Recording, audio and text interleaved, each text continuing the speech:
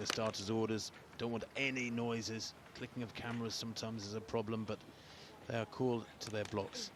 Azamati of Ghana on the far side in 1. Abeykoon of Sri Lanka in 2 in the blue near the top. Omanyala of Kenya in those fabulous Kenyan colours. He goes in 3. Simbine, the defending champion, goes in lane 4 for South Africa. In 5, Emmanuel Eseme of Cameroon. In 6, Mitchell Blake of England. In 7, Wales' Azu. And Rohan Browning of Australia nearest the camera. Set. Good start there from Omanyala. He's got the jump on Sabina at the moment. Omanyala's going away with this one. He will not be caught. This is justice for the man who couldn't do himself justice in Eugene. He takes the goal for Kenya. 10.02 into a slight headwind, minus 0.9. But daylight between Ferdinand Omanyala of Kenya and the rest. Maybe about a meter's difference in it.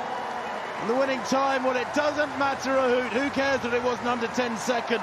It was brilliant running at the start. He got out of the block so well, put the others under pressure, and Omanyala has gold. And we talk about the Kenyans being the long-distance specialists. They dominate at cross-country. They're great at steeplechase, 5,000, 10,000. This guy is from the other end of the distance spectrum.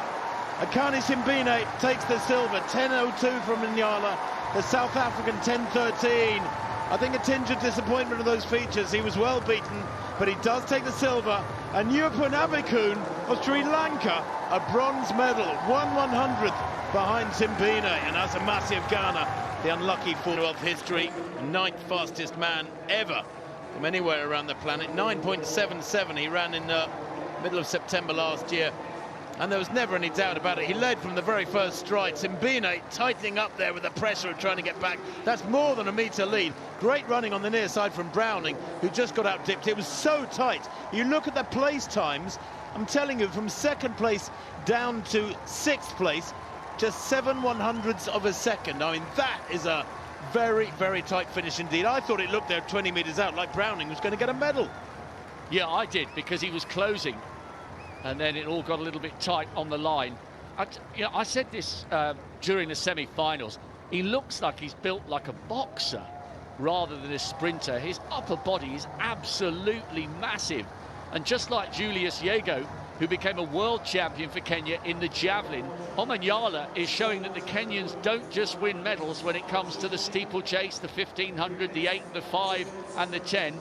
He is a history maker and a record breaker for the proud East African nation. And I wonder how many more Kenyans will want to get into sprinting after seeing what Omanyala has done here in Birmingham and around the World's Diamond League circuit over the last couple of years. That was superb.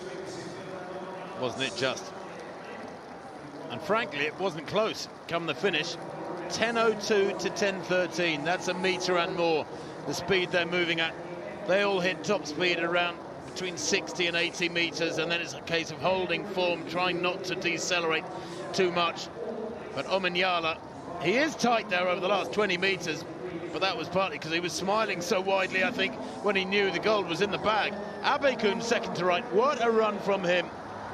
Absolutely superb. That is one of the biggest upsets of the week in these athletics championships so far, and probably will be come the end of the week, because Abeykoon, well, I thought he'd done well to make the final. To actually get amongst the medals is, as you said quite rightly, Rob, there it is, Omanyala, 10.02 to Simbine's 10.13. Gold for Kenya ahead of South Africa.